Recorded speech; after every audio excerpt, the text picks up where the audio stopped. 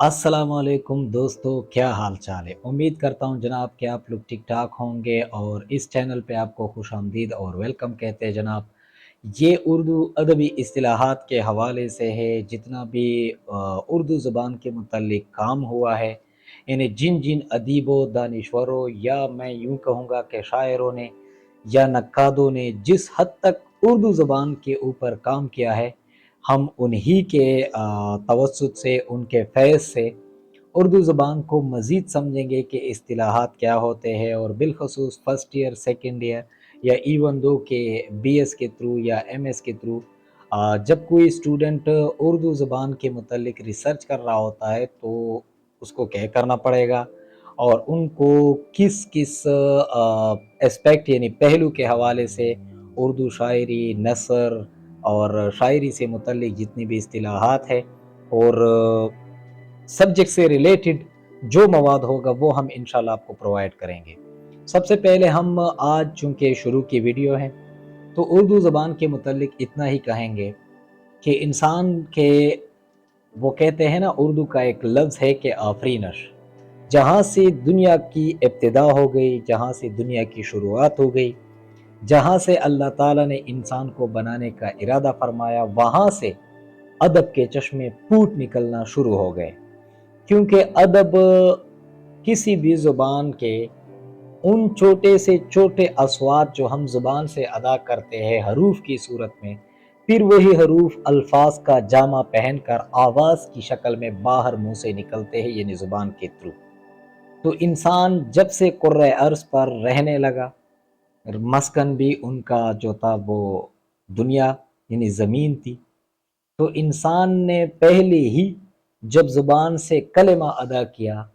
उस कलमे में जितने भी हरूफ थे, जितने भी अल्फाज थे, और वो हरूफ आपस में मिलकर रब्त करके अल्फाज को जोड़कर ज़ुबान उन अल्फाज को फिर मुरक्कबात, फिर कवायद, फिर ज़वाबित, फिर इसमें वो सारी चीज़ें मौजूद है जो कि आज की दुनिया में हर कोई किसी भी ज़ुबान में किसी भी अंदाज से बोल सकता है। ये जनाब वाला अदब है। तो उर्दू ज़बान कहाँ उरूज पा गई, उर्दू ज़बान कैसे एस्टेब्लिश हुई। उर्दू ज़बान जब एस्टेब्लिश हुई तो उसमें जितने भी नक्कात थे, जितने भी उर्दू के शाहकार थे, जिन्होंने उर्दू अदबियत, जिन्होंने जो है ना उर्दू लिटरेचर के ऊपर कोई भी काम किया हो, उसको आज भी कदर की निगाह से देखा जाता है। क्योंकि एक ऐसी ज़ुबान, एक नई ज़ुबान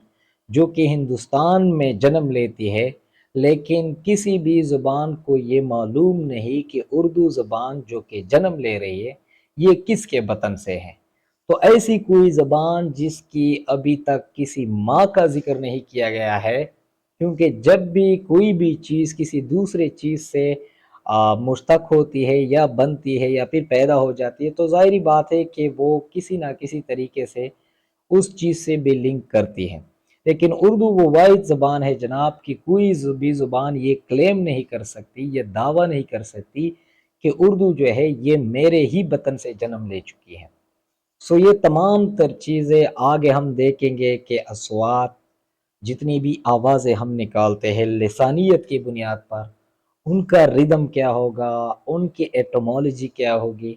उस बुनियाद तक पहुंचने के लिए तलबा को इस चैनल पे बहुत ज़्यादा आसानी होगी और तलबा इस काबिल होंगे कि हमने उर्दू लिटरेचर, उर्दू ज़ुबानदानी और अल्फाज की अदायगी, तलफ़ुज़ की दुरुस्तगी, बरजस्तगी, शाइस्तगी, ये तमाम तर उसलूब कैसे अपनाने हैं। सो उम्मीद करता हूँ कि इंशाल्लाह इस चैनल के साथ जुड़े रहने के साथ साथ आप लोग उर्दू ज़ुबान के मुतलिक बहुत कुछ इल्म, मुताला हासिल करेंगे और आप इस काबिल हो जाएंगे कि हम उर्दू ज़बान में किस तरह बातचीत करेंगे, गुफ्तगू करेंगे, कवायद व ज़वाबित का कितना ख़याल रखेंगे और शायरी के मुतल्लिक किन किन इस्तिलाहात और किन किन खूबियों को इस्तेमाल करना है, शायरी है क्या, और फिर हम खुद से किस तरह क्रिएट करेंगे, शायरी कैसे करेंगे, हम अदीब कैसे बनेंगे, मुवर्रिख कैसे बनेंगे। तो ये इंशाल्लाह इस चैनल के थ्रू आप इस काबिल होंगे कि आप भी उर्दू ज़ुबान के मुतलिक बहुत कुछ कर सकते हैं। सो आज की वीडियो से फ़िल वक्त दीजिएगा इजाज़त। जहाँ रहे खुश रहे, चैनल के साथ जुड़े रहिएगा। اردو ادبی اصطلاحات کے حوالے سے اسی طرح ویڈیوز آتی رہیں گی، اور آپ کے لٹریچر کے مطابق آپ کے ایم فل، آپ کی پی ایچ ڈی لیول کے جو ہے نا بات چیت یہاں پر آرٹیکلز ہوں گے، اور آپ کے پی ایچ ڈی لیول کے مطابق یہاں پر آپ کو کورس ملے گا۔ اجازت دیجیے، اللہ نگہبان۔